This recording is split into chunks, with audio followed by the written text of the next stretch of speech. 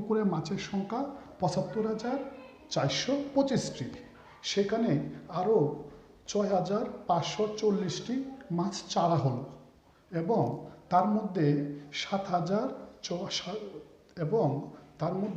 ৭,৬৩০টি মাছ মারা গেল। প্রশ্ন হলো, এখন পুকুরে মাছের সংখ্যা কত? এখন পুকুরে মাছের সংখ্যা কত? তো আমরা এটা সমাধান করব খুব সহজেই। দেখো সমাধান, এটা আমরা খুব সহজেই সমাধান করতে পারি। দেখো পুকুরে মাছ ছিল কত? পুকুরে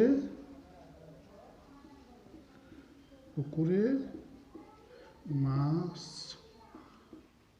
ছিল কত? ৭৫,৪২৫টি। এটা কি মাছ ছিল? পুকুরে মাছটা ছিল। আচ্ছা, সেখানে ছাড়া হলো, এই যে দেখো মাছ ছাড়া হলো। আচ্ছা, আরও কি সেখানে মাছ ছাড়া হলো? মাছ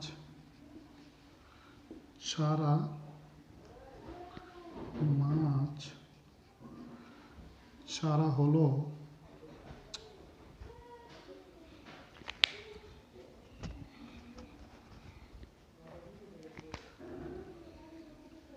পুকুরে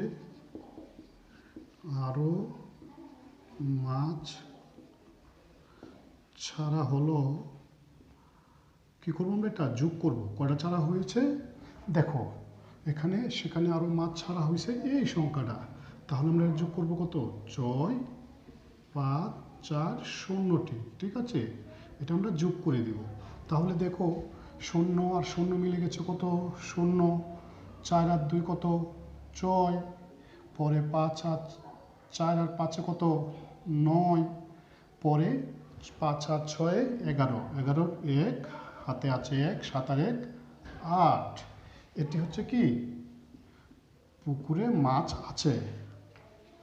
হ্যাঁ, পুকুরে মাছ আছে। কয়গুলা?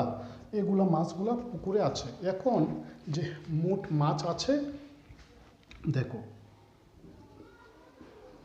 মোট মাছ আছে এগুলো নাকি। এখন মারা গেল কত? দেখো মাছ মারা গেছে,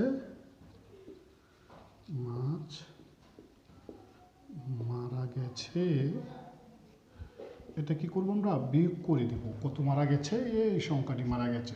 তো দেখো আমাদের মারা গেছে ৭,৬৩০টি। কয়টি? এই মাছটি আমাদের কি হয়েছে? মারা গেছে। তা আমরা বিয়োগ করে দিব। এখন কি করব? বিয়োগ করব।